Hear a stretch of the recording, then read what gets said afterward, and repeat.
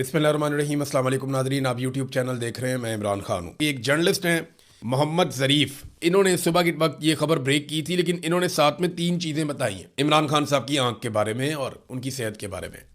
अब ये 3 चीज़ों का इन्होंने दावा किया। इन्होंने कहा जी इमरान खान साहब पहले से कमज़ोर हैं जब वहाँ पे उनका मुआयना किया गया। नंबर 2, उनके दांतों में भी तकलीफ है। नंबर 3, उनकी बिनाई मजीद कम हो गई है। यानी पहले इमरान खान साहब की बिनाई दाई आंख से उनको नजर आना बंद हो गया था, वो खत्म हो गई थी। फिर इमरान खान साहब बार बार ये कहते रहे, वो सुप्रिटेंडेंट ऑफ जेल मान ही नहीं रहा था। आसिम मुनीर साहब को भी पता था, सबको पता था। लेकिन जब ये हो गया कि आंख बिल्कुल खत्म हो गई है तो फिर उनको अस्पताल पहुंचाया गया। जब पहला इंजेक्शन लगा तो 15% इमरान खान साहब की बिनाई वापस आई थी। अब 15% विजन क्या होता है, जरा आप अपने मोबाइल फोन पे गूगल सर्च करके देख लें कि अगर 15% किसी का विजन है तो वो कितना है। वो आप चीज को पहचान भी नहीं पाएंगे, आप बंदे का चेहरा भी नहीं पहचान पाएंगे। तो ये इमरान खान साहब का 15% विजन वापस आया था। अब ये दावा किया जा रहा है कि उनकी आंख की बिनाई मजीद खराब हो गई है। ये बड़ा अलार्मिंग है। इससे पहले इमरान खान साहब से जब एक मुलाकात करने का अदालती हुक्म पर मौका मिला बैरिस्टर सलमान सफदर को, तो उन्होंने इमरान खान साहब की बहनों को क्या बताया। इसमें अलीमा खानम जो इमरान खान की बहन है, उन्होंने स्टेटमेंट देते हुए कहा कि सलमान सफदर ने हमें बताया था कि इमरान खान की आंख की हालत मजीद खराब है, और ये भी बताया था कि इमरान खान ने कहा कि तुम मेरे सामने बैठे हो, मैं तुम्हें पहचान नहीं पा रहा, देख नहीं पा रहा। ये इमरान खान साहब की जो दाई आंख है उसकी हालत यहां तक पहुंच गई है। फिर इमरान खान की बहनों ने कहा कि हम 2.5 माह से एक ही मुतालबा कर रहे हैं कि इमरान खान का शिफा इंटरनेशनल अस्पताल से चेकअप करवा दें। अगर आपने इमरान खान के साथ कुछ गलत नहीं किया और कुछ छुपाने की कोशिश नहीं कर रहे तो फैमिली और जाती मुआलिजीन की मौजूदगी में चेकअप करवा दें। माहिरीन कहते हैं कि इमरान खान को कुछ दिया जा सकता है जिसकी वजह से क्लॉटिंग हुई है। इमरान खान एक सेहतमंद आदमी है, वर्जिश करने वाला आदमी है। ऐसे आदमी के साथ इस लेवल का खराबी हो जाना, उनकी क्लॉट्स बनना शुरू हो जाना ब्लड में, ये बहुत गैर मुतवक्के बात है। तो माहिरीन ये कहते हैं कि उन्हें कुछ ना कुछ ऐसा दिया जा रहा है। देखिए, आंख का मसला इमरान खान साहब को हुआ, बुशरा बीबी की आंख की सर्जरी हुई। अब सनम जावेद सेम चीज के ऊपर, सनम जावेद पे बहुत गुस्सा है, पाकिस्तान की एस्टेब्लिशमेंट को बहुत गुस्सा है, मैं जानता हूँ। और जिस तरह अहकाम दिए गए थे कि हर हाल में सनम जावेद चाहिए, जो मर्जी कर लो उसको पकड़ के लाना है। फिर अली अमीन की हुकूमत थी वहां पे खैबर पख्तूनख्वा में, सनम जावेद वहां से बाहर निकलती हैं और फिर उसके बाद उनकी मुखबरी होती है और वो वहां से उनको अगवा कर लिया जाता है और अगवा करके उनको पहुंचा दिया जाता है लाहौर में। किसी को कानो कान खबर भी नहीं होती। तो ये सनम जावेद के साथ हुआ, तो उस पर भी बहुत गुस्सा है। उसकी भी एक आंख जो है वो रिपोर्ट हो रही है कि वो ठीक नहीं है। यास्मीन राशिद साहिबा ने रिपोर्ट किया, बताया।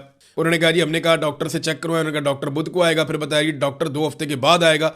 तो 2 हफ्ते के बाद सनम जावेद की आंख चेक करवाएंगे। यानी उनका भी एक ऐसा नुकसान हो रहा है, पता नहीं वो रिकवर होगा या नहीं होगा। बहरहाल ये चीज़ें अब नॉर्मल हो चुकी हैं। उनकी बहनों को भी नहीं मिलने दिया जा रहा। वो बेचारी दोबारा से, मंगल का दिन था, मुलाकात के लिए पहुंची, क्योंकि यहाँ पे आसिम मुनीर साहब का ऑर्डर है और एक जिद है निज़ाम की कि नहीं मिलने देना, तो नहीं मिलने दिया गया। और पाकिस्तान तहरीक इंसाफ कहाँ खड़ी है, पता नहीं कहाँ खड़ी थी। वहाँ पे तो इमरान खान की बहनें अकेली खड़ी थी, चंद लोग थे उनके साथ। यानी अडियाला के बाहर जो तादाद है लोगों की वो कम होती जा रही है। इमरान खान की कैद तन्हाई, इमरान खान का बेगुनाह जेल में होना, इमरान खान के ऊपर जाली मुकदमात, इमरान खान को कैद तन्हाई में रखना और किसी से ना मिलने देना, फिर उनकी आंख का ख़राब हो जाना, फिर उनको इलाज के लिए छुपा के रात के अंधेरे में बाहर लेकर आना, ये सारी चीज़ों को मौजूदा निज़ाम ने इतना नॉर्मलाइज नहीं किया जितनी सहूलतकारी पाकिस्तान तहरीक इंसाफ ने कर दी है।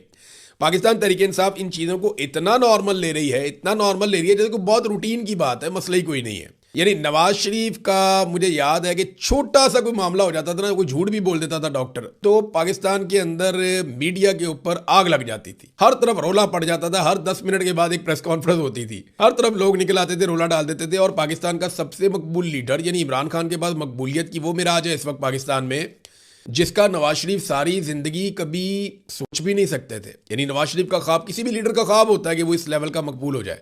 तो इमरान खान साहब इतने मकबूल हो गए, लेकिन आज कोई भी उनकी पॉलिटिकल पार्टी में से उनके लिए उठने को तैयार नहीं है। पीटीआई ने सुहेल अफरीदी से शिकवा शुरू कर दिया है। सुहेल अफरीदी वज़ीर आला खैबर पख्तूनख्वा, पाकिस्तान तहरीक इंसाफ के चेयरमैन इमरान खान साहब जो हैं उन्होंने बनाया था, और ये सोचकर बनाया था कि नौजवान हैं, निकलेंगे, काम करेंगे, जोर लगाएंगे, स्ट्रीट मूवमेंट बनाएंगे, एक मोमेंटम कायम करेंगे, जो अली अमीन गंडापुर उस वक्त नहीं कर पा रहे थे। लोग उनके बहुत खिलाफ हो गए थे, मायूसी बहुत फैल गई थी। तो अब जो है अहमद खान न्याजी, जो इमरान खान साहब के अजीज हैं, रिश्तेदार हैं, उनकी सिक्योरिटी के मामलात को देखते थे और इमरान खान के बहुत करीबी भी हैं। इनको कोई लालच वालच नहीं होगा इमरान खान से, इन्होंने कौन सा कोई मिनिस्टर बन जाना है या कोई और काम करने हैं, ये सिर्फ इमरान खान की सिक्योरिटी किया करेंगे। पहले भी वही करते थे, वो रिश्तेदारी के चक्कर में साथ हैं। उन्होंने कहा जी हम 6 महीने से सुहेल अफरीदी से पूछ रहे हैं कि हमें इमरान खान की रिहाई का रोड मैप दे दें, लेकिन उन्होंने इमरान खान को फुटबॉल बना लिया है। सुहेल अफरीदी अचकजई के पास भेज देता है, अचकजई जुनैद अकबर के पास भेज देता है और वो बैरिस्टर घोर के पास भेज देता है। अब मर्दान में उन्होंने फुटबॉल को उठाकर अडयाला जेल भेज दिया है कि जब तक इमरान खान कोई लाया अमल नहीं देते हम कुछ नहीं करेंगे। इमरान खान ने कहाँ लाया अमल देना है? इमरान खान की बहन ने पहले कहा था कि इमरान खान कभी ये नहीं कहेगा कि सारी कौम मेरे लिए या मेरी रिहाई के लिए बाहर निकल आए। ये तो फैसला आपको खुद करना है कि आपको इमरान खान चाहिए या नहीं चाहिए। दूसरा, अडयाला में इमरान खान साहब से मुलाकात होगी, कोई बातचीत करेगा तो इमरान खान साहब को कोई पैगाम बाहर आएगा ना, ऐसे तो नहीं हो सकता। बात सीधी सी है कि पाकिस्तान तहरीके इंसाफ ने लगभग इमरान खान साहब के मामले पे ऐसा लगता है कि कुदरत पे ही मामला छोड़ दिया, या वो ये सोच रहे हैं कि इमरान खान जाने और इस्टेब्लिशमेंट जाने और तहरीके इंसाफ तो कुछ करती हुई दिखाई नहीं दे रही।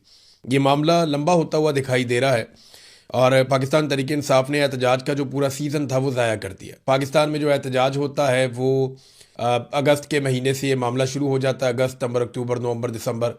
फिर जब ज़्यादा सर्दी होती है तो फिर एहतजाज नहीं हो सकता। फिर उसके बाद फरवरी, मार्च और अप्रैल, इन महीनों में पाकिस्तान में एहतजाज हो सकता है। उसके बाद फिर एहतजाज की डेट्स नहीं रहती, बहुत गर्मी हो जाती है। तो वो जो एहतजाज का सीज़न है वो भी ज़ाया कर दिया। वैसे इनकलाब का कोई सीज़न नहीं होता, लेकिन सियासी जमातों के एहतजाज का सीज़न होता है। तहरीक इंसाफ की लीडरशिप ने सिर्फ बयानात दिए हैं, छोटे मोटे एहतजाज किए हैं, स्टेटमेंट्स दिए हैं, तकारीर की हैं, या कुछ जगहों पे जाके कारकुनों को इकट्ठा किया है थोड़ा बहुत, बस ये किया। कोई स्ट्रीट मूवमेंट की जो तैयारी इमरान खान साहब ने कहा था वो कहीं दिखाई नहीं दी। इमरान खान साहब की बहनें अपील करती रहीं और अडयाला जेल के बाहर भी अब लीडरशिप नहीं पहुंचती।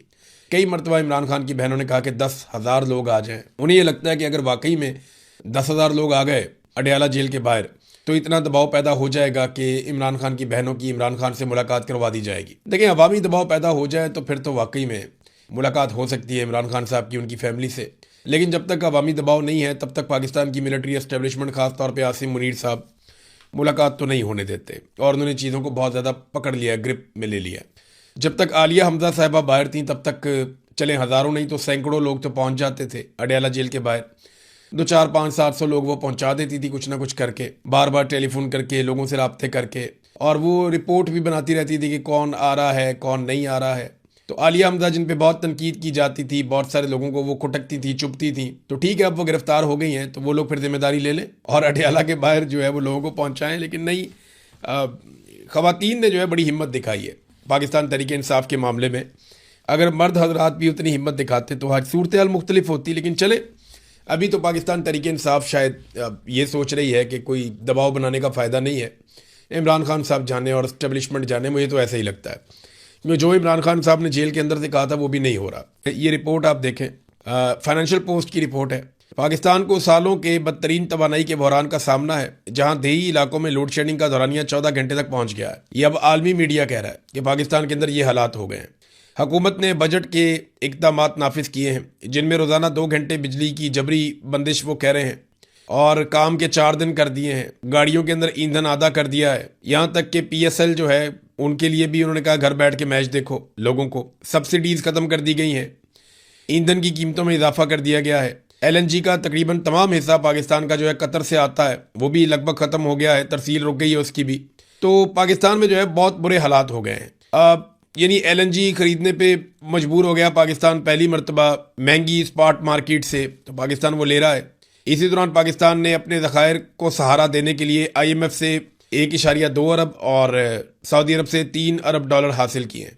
ये पाकिस्तान की कुल माशी सूरत हाल है इस वक्त। बेड़े गर्क हुआ हर चीज़ का, लेकिन ज़िद अपनी जगह पे कायम है कि इमरान खान से माफ़ी मंगवानी है, इमरान खान को खौफजदा करना है, चाहे उसके लिए पूरी कौम की कुर्बानी देनी पड़ जाए। एक आदमी फील्ड मार्शल आसिम मुनीर की ज़िद, पूरा इदारा बदनाम हो गया, पूरा मुल्क बदनाम हो गया, मुल्क में इंसानी हकूक़ की पामालियाँ हो गई, और एक पॉलिटिकल लीडर जिसके ऊपर जाली मुकदमात हैं वो बेचारा जेल के अंदर बंद है। सारी दुनिया जानती है इमरान खान करप्ट आदमी नहीं है, बेईमान आदमी नहीं है। इमरान खान के बदतरीन मुखालिफिन इस बात की गवाही देते हैं, लेकिन इसके बावजूद वो जेल के अंदर बंद है और उसकी सेहत से खेला जा रहा है। 74 साल का इमरान खान, उसके लेवल का दूसरा आदमी नहीं है पाकिस्तान में। लेकिन वो लोग जो इमरान खान के सामने बोनों की औकात भी नहीं रखते, वो इमरान खान को दीवार से लगा के बंदूक के जोर के ऊपर अपनी मनमानी कर रहे हैं। और वो मनमानी सिर्फ इसलिए कर पा रहे हैं कि पाकिस्तानी इंतजार कर रहे हैं किसी मोजज़े का। अगर पाकिस्तानी किसी मोजज़े का इंतजार करने के बजाय खुद खड़े हो जाए ना, तो इकबाल ने कहा था खुदा ने आज तक उस कौम की हालत नहीं बदली ना हो जिसको ख्याल खुद अपनी हालत बदलने का। अल्लाह भी मदद तभी करता है जब इंसान अपनी मदद के लिए खुद हिम्मत करता है। वो एक बड़ा ज़बरदस्त मुहावरा है, हिम्मत मर्दा और मदद खुदा। लेकिन यहाँ पे लोग किसी मौजज़े का इंतज़ार कर रहे हैं। नाज़रीन, इस वक्त जब मैं ये वीडियो रिकॉर्ड कर रहा हूँ, थोड़ी देर पहले ये इत्तला आई है कि 1 दर्जन के करीब मज़ीद कार्गो तैयारे, जो फ़ौजी तैयारे हैं अमेरिका के, ये 1 दर्जन के करीब तैयारे हैं, ये भारी फ़ौजी साजो सामान लेकर मिडल ईस्ट की तरफ आ रहे हैं। मे भी अभी जब ये वीडियो सुन रहे हों तब तक पहुँच गए हों या वो पहुँचने वाले हों। बहरहाल ये अमेरिका असला जो है बड़ी मिकदार में इकट्ठा कर रहा है यहाँ पे मिडल ईस्ट में, ताकि हर तरह की सूरत हाल में अमेरिकन को एक मरतबा फिर बैकफुट पे ना जाना पड़े। यानी इतना असला वो यहाँ पे इकट्ठा कर रहे हैं, इतना साजो सामान लेकर आ रहे हैं, ऐसा ज़बरदस्त घेरा वो डाल रहे हैं चारों तरफ से ईरान को कि अगर फ्यूचर में दोबारा लड़ाई हो जाती है तो फिर उन्हें पहले की तरह पीछे ना हटना पड़े या उनको शर्मिंदगी का सामना ना करना पड़े। रशिया का एक लग्जरी जहाज़ गुजर गया था और इस वक्त आबना हुर्मुज़ में से जो अभी इतला आई है 2 जहाज़ गुजरे हैं। इनमें एक चीनी जहाज़ है और एक जापानी जहाज़ है। ये दोनों ऑयल टैंकर्स हैं, चाइना के और जापान के। एक यूएई से निकला है और एक जो है सऊदी अरब का तेल लेकर जा रहा है। आबना हुर्मुज़ को इन्होंने अबूर कर लिया है ईरान की इजाज़त से। अब देखना यह है कि अमेरिकन क्या करते हैं। मैंने आपसे कहा था ना, कमज़ोर और छोटे मुल्कों के जहाज़ तो अमेरिकन रोक सकते हैं, लेकिन क्या वो आबना हुर्मुज़ से गुजरने वाले चाइना के और बड़े ममालिक के, रशिया के या जापान के जहाज़ों को रोक सकते हैं? ये अभी कल तक पता चल जाएगा। रशिया का जहाज़ तो गुजर गया था यहाँ से।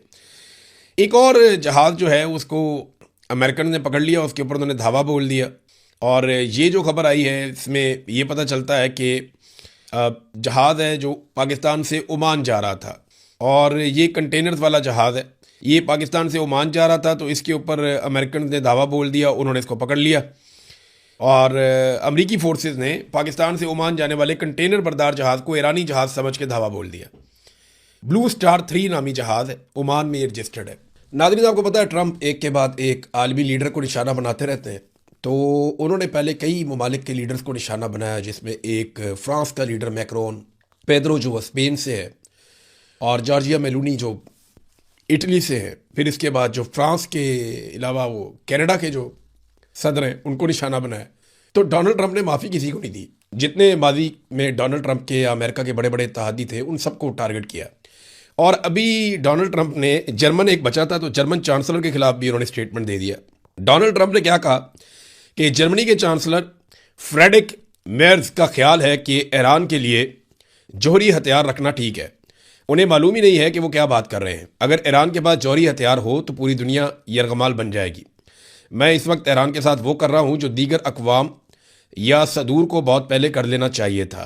कोई ताज्जुब नहीं कि जर्मनी माशी और दीगर लिहाज से इतनी बुरी हालत में है, ये सदर डोनाल्ड ट्रंप ने कहा। अब देखें, वो डोनाल्ड ट्रंप हर एक के खिलाफ स्टेटमेंट दे देते हैं और झट से दे देते हैं।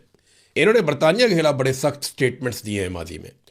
तमाम वो ममालिक जो अमेरिका के दोस्त हैं, इसी वजह से आज यूरोपीय ममालिक ये सोच रहे हैं कि हमारे लिए चाइना बड़ा ख़तरा है या अमेरिका बड़ा ख़तरा है, क्योंकि यूरोपियंस ने आंखें बंद करके अमेरिकन पे इन्हिसार किया था और चाइना को और रशिया को अपना दुश्मन समझा था। आज चाइना जो है वो कह रहा है यूरोप को हमारे साथ ट्रेड करो, हम आपके साथ मिलकर आपके मफादात के लिए काम करेंगे, जबकि डोनाल्ड ट्रंप धमकियाँ लगा रहा है। रशिया जो है उसकी यूक्रेन के साथ लड़ाई चल रही है। रशिया माजी में कई मरतबा यूरोप को कह चुका है कि हम आपस में मिलकर भी रह सकते हैं। अब ये बात जो है वो यूरोप ने भी कहना शुरू की है कि जनाब हमें रूस के साथ बातचीत करनी चाहिए। ये सोच पैदा हो रही है, देखते हैं अब क्या होता है इसमें। लेकिन पाकिस्तान ने CNN को बताया इस अहम मौके पर कि तवक्को की जा रही है कि डोनाल्ड ट्रंप ने ईरान की जो तजावीज़ मुस्तरद कर दी हैं, इसके बाद ईरान की जानिब से तरमीम शुदा तजावीज़ का एक और मुसवदा पेश किया जाएगा। ये पाकिस्तान के ज़रिए से ही होगा। ईरान ने पाकिस्तान के ज़रिए से डोनाल्ड ट्रंप को कहा था कि इस फार्मूले के तहत हम आबना हुर्मुज़ को खोल देते हैं, बाकी चीज़ें बाद में कर लेते हैं, लेकिन डोनाल्ड ट्रंप ने इनकार कर दिया था। अब पाकिस्तान ने यह कहा है कि ईरान से हम ये तवक्को कर रहे हैं कि वो तरमीम शुदा एक नई तजावीज़ का मुसवदा हमारे हवाले करेगा, हम अमेरिका को देंगे। तो ये मुज़ाकरात इसी तरह चलते रहेंगे, जंगबंदी रहनी चाहिए, बस आहिस्ता आहिस्ता आबना हुर्मुज़ भी खुलने की तरफ चली जाएगी। लेकिन अभी तो अमेरिका का फ़ायदा है, अमेरिका का अपना तेल बिक रहा है, दुनिया में तेल का सबसे बड़ा डीलर वो बन गया है। उधर डोनाल्ड ट्रंप भी एक बाद एक नया रिकॉर्ड लगा रहे हैं। बड़ी इंटरेस्टिंग मेरे पास एक खबर आई, ये खबर देखें आप कितनी मजे की है। डोनाल्ड ट्रंप दुनिया का वो वाहिद लीडर बनने जा रहा है जिसकी फ़ोटो पासपोर्ट के अंदर होगी। अगर आप दुनिया भर के ममालिक के पासपोर्ट देखें ना तो उसके अंदर लीडरों की फ़ोटोज़ नहीं होती, लेकिन यहाँ पे एक बंदोबस्त किया जा रहा है ब्लूमबर्ग की खबर के मुताबिक। और इस खबर के मुताबिक बंदोबस्त ये किया जा रहा है कि अमेरिका की 250वीं एनिवर्सरी के मौके पर, ये 250 साल का अमेरिका होने जा रहा है, तो इसकी जो एनिवर्सरी है उसके मौके के ऊपर एक लिमिटेड एडिशन पासपोर्ट जारी किया जाएगा जिसके अंदर डोनाल्ड ट्रंप का फोटो होगा। है ना अजीब चीज़। यानी इससे पहले हमने ना कभी ऐसा देखा ना कभी ऐसा सुना, लेकिन अब ऐसा होने जा रहा है और पहली दफ़ा होने जा रहा है कि किसी लीडर की फ़ोटो जो है वो लगाई जाएगी पासपोर्ट के अंदर। तो डोनाल्ड ट्रंप की फ़ोटो वाले पासपोर्ट आएंगे, अमेरिका के पासपोर्ट लिमिटेड एडिशन के, और ये महकमा खारजा अमरीकी पासपोर्ट पर अमरीकी डोनाल्ड ट्रंप की तस्वीर लगाने के मंसूबे को हतमी शक्ल दे रहा है। ये ब्लूमबर्ग ने भी कहा है और फॉक्स न्यूज़ ने भी कहा है। अमेरिकन मीडिया ने इसको रिपोर्ट किया और उस मीडिया ने रिपोर्ट किया जो ज़रा डोनाल्ड ट्रंप के, फॉक्स न्यूज़ तो आपको पता है ना उनकी पार्टी के ज़रा करीब है। तो ये तो डोनाल्ड ट्रंप को नरगसियत की आदत पड़ गई। ये तो बिल्कुल वैसे हो गए जैसे मरीम नवाज हर चीज़ के ऊपर अपना फ़ोटो ठोक देती हैं। अब तक के लिए इतना ही। अपना ख्याल रखिएगा, अपने इस चैनल का भी। अल्लाह हाफ़िज़।